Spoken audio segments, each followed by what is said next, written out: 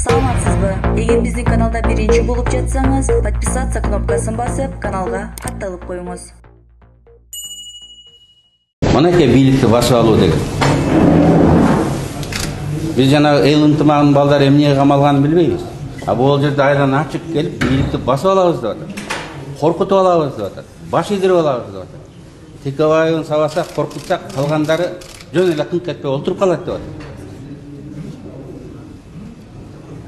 Менин оюмча, Кыргызстанда менден башка да азаматтар бар. Мен жок кылып, тогу урдап чыгып, өлтүрүп, көмүп койгон күндө деле булар жыргап кетпейт.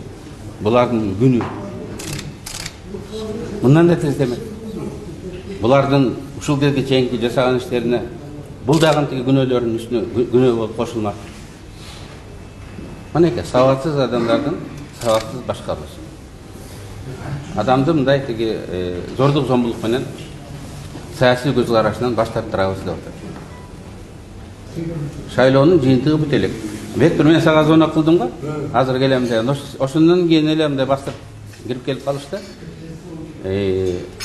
Камера бар да. Анысы бар. Анан Садыр Жапар булар табыш керек. Для него, орусча айтканда, для него это вопрос чести. Для него это вопрос политического выживания. Мен ушинтип айттым, выживание. Болбосо иши жүрбүйт. Ким жөнөткөн табыш керек.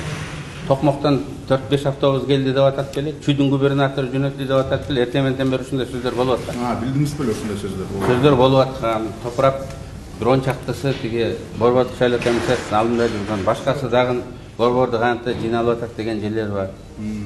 Муну табыш оңой эле.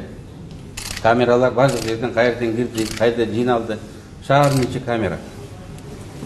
Эгерде ушулардын биринен да көрүнбөсө, анда бүгүнкү бийлик көз жумуп койду. Өзүлөрү уюштурган, өзүлөрүнүн айыбын өзүлөрү жаап атат деп айтсак болот. Мен мына бүткүл дүйнө шайлоонун жыйынтыгын көрдүм. Шайлоо ушундай өттү, шайлоонун жыйынтыгын ушинтип бекитебиз деп атат. Кантип мен эми ошо тиги шайлоо таза өттү деп айта алам.